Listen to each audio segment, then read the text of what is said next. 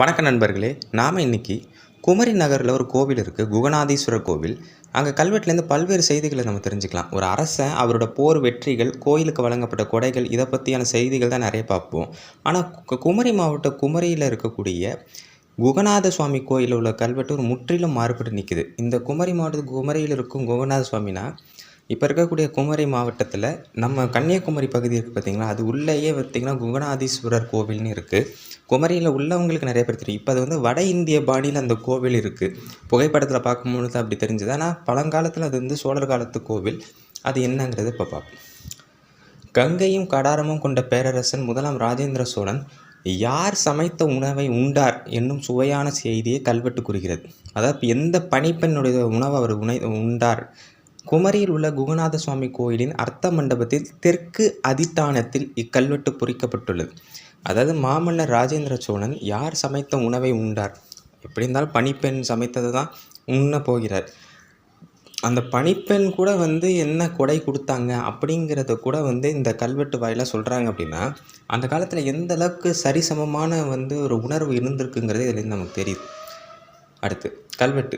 ஸ்வஸ்தி ஸ்ரீ பூர்வ தேசமும் கங்கையும் கடாரமும் கொண்டருளின கோப்பரகேசரி பன்மராயின உடையார் ஸ்ரீ ராஜேந்திர சோழ தேவர்க்கு யாண்டு 24வது, அதாவது 1036வது ஆண்டு ராஜராஜ பாண்டி நாட்டு உத்தம சோழ வளநாட்டு புறத்தாய நாட்டு குமரி ராஜராஜேஸ்வரம். இந்த குமரி மாவட்டம் அப்போ எப்படி இருந்திருக்கு பாருங்க.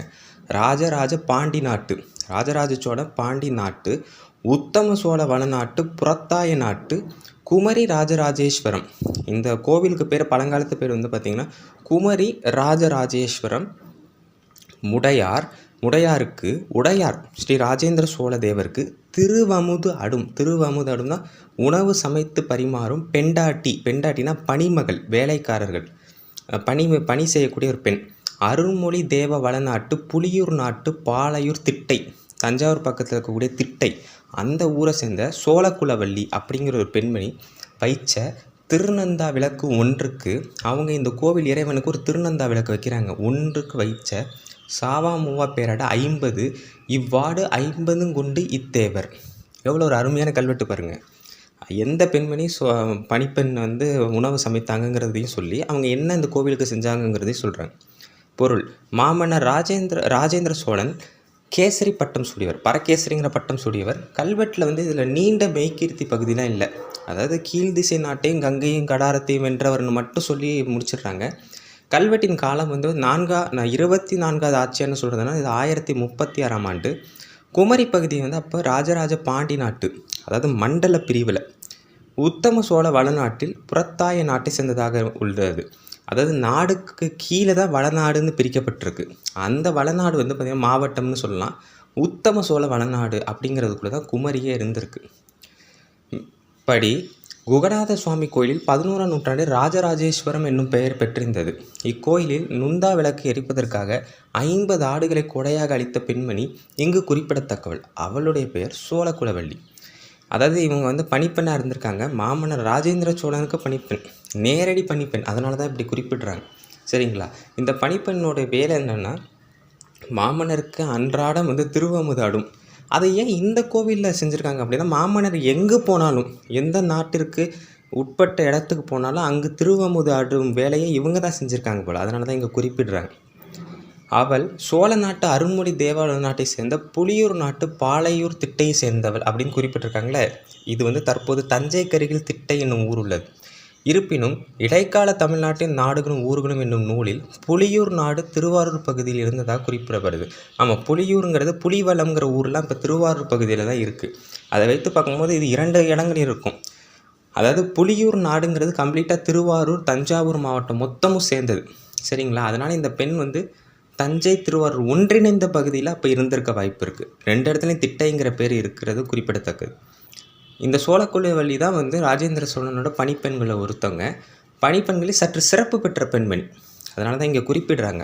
ராஜேந்திர சோழனுக்கே உணவு சமைக்கும் பணியில் இருந்தவங்க. அதனால தான் இதை உடையார் ஸ்ரீ ராஜேந்திர சோழ தேவருக்கு திருவமுது அடும் பெண்டாட்டி அப்படின்னு சொல்கிறாங்க என்று கல்வெட்டு குறிப்பிடுகிறது. அடுதல் இல்லை அட்டுதல் என்றால் சமைத்தலை குறிக்கும்.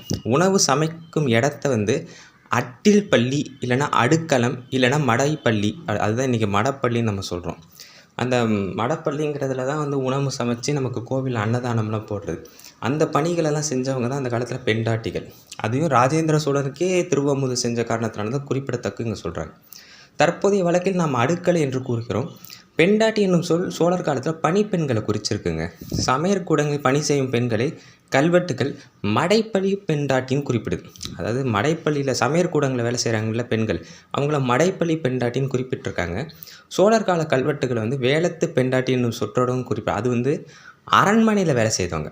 அதாவது அரண்மனையில வேலை செஞ்ச பெண்மணிகள வந்து வேலத்து பெண்டாட்டிகள் அப்படின்னு சொல்லுவாங்க. அதில 400 தளிச்சேரி பெண்டாட்டிகள் இருந்ததா வந்து ராஜராஜ சோழன் காலத்து கல்வெட்டு ஒண்ணு குறிப்பிடத்தக்கது. இவங்க ஒவ்வொருத்தவங்களுக்கும் தஞ்சாவூர் அந்த அரண்மனை பக்கத்திலேயே நிறைய இடவசதிகளும், தங்குறதுக்கான இடமும், நிலமும் குடுக்கப்பட்டதா சொல்லப்படுற காரணத்தினால, ஒவ்வொரு பணியும் அந்த காலத்தில அரச பணிகளா இருந்து மன்னர்கள் சிறப்பாக ஆட்சி நடத்தியிருக்காங்கங்கிறது தெரிஞ்சு, இந்த தகவல எல்லாருக்கும் பகிருங்க. நன்றி, வணக்கம்.